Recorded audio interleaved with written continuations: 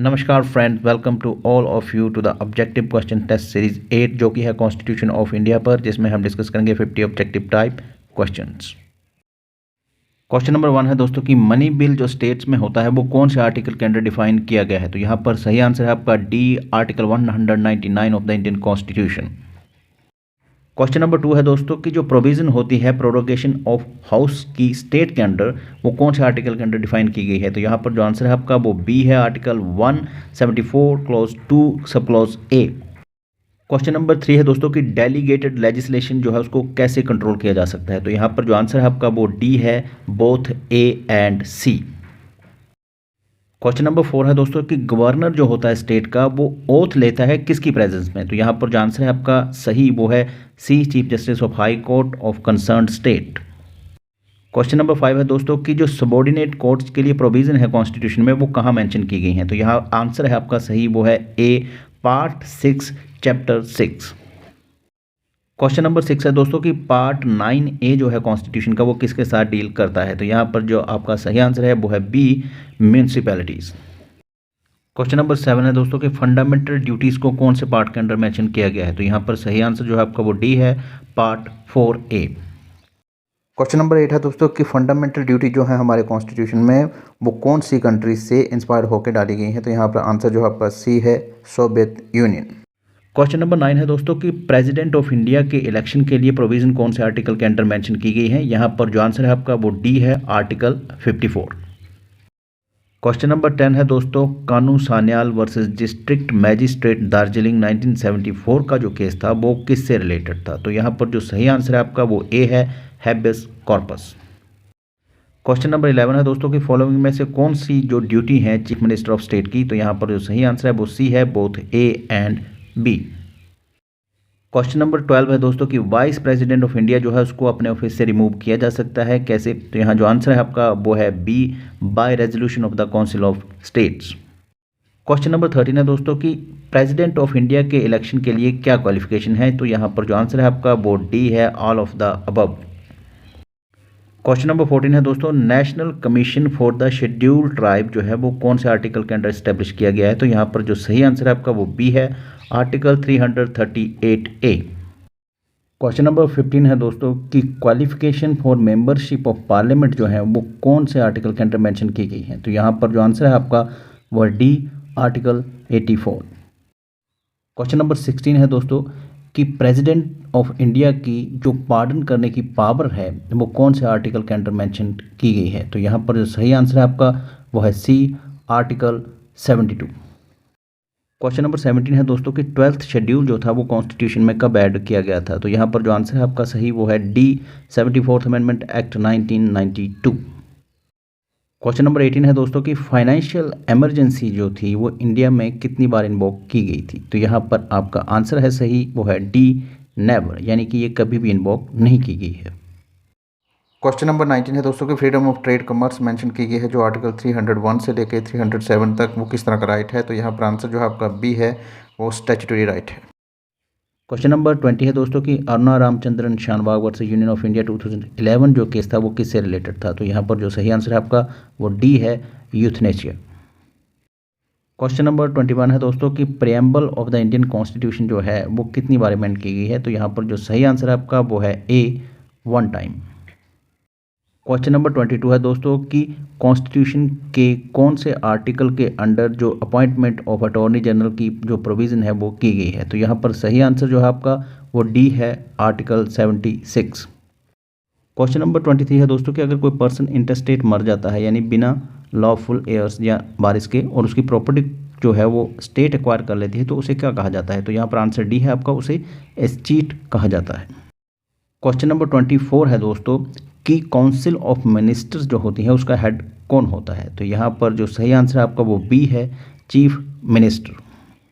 Question number 25 है दोस्तों कि रिट ऑफ हैबेस कॉर्पस के लिए कौन अप्लाई कर सकता है। तो यहाँ पर जो सही आंसर है आपका वो डी है, all of the above. Question number 26 है दोस्तों कि लेजिस्लेटिव असेंबली जो कि स्टेट में होती है उसके मैक्सिमम नंबर ऑफ मेंबर कितने हो सकते हैं। तो यहाँ पर जो सही आंसर है आपका वो ए है, 500। क्वेश्चन नंबर 27 है दोस्तों कि राइट टू एजुकेशन जो था वो किस अमेंडमेंट के जरिए इंसर्ट किया गया था? तो यहाँ पर जो सही आंसर है वो सी है, 86 अमेंडमेंट एक्ट 2002। क्वेश्चन नंबर 28 है दोस्तों कि सुप्रीम कोर्ट का जज जो है वो ऑफिस होल्ड कर सकता है कब तक, यानी कि मैक्सिमम क्या उसकी टाइम लिमिट होती है? तो इसका आंसर जो है वो डी है, 65 ईयर्स।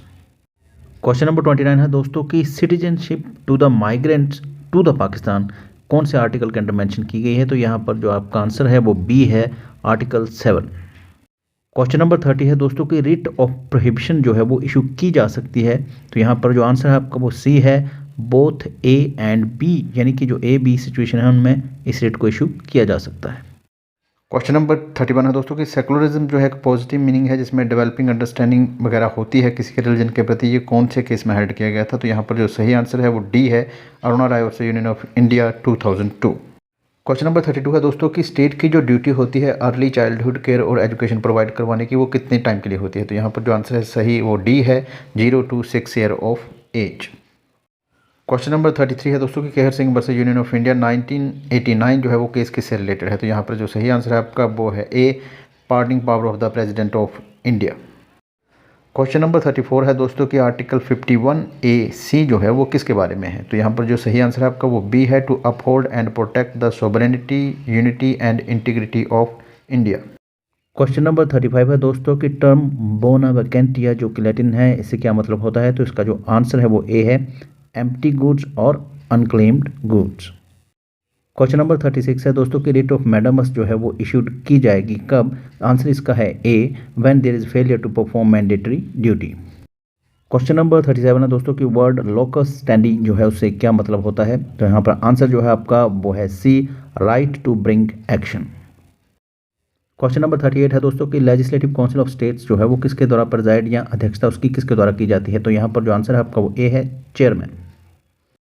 क्वेश्चन नंबर 39 है दोस्तों कि स्टेट्स में जो हाउसेस होते हैं, लेजिस्लेटिव काउंसिल या लेजिस्लेटिव असेंबली जो होती है, उनको समन कौन करता है? तो यहाँ पर जो आंसर है आपका वो सी है, गवर्नर।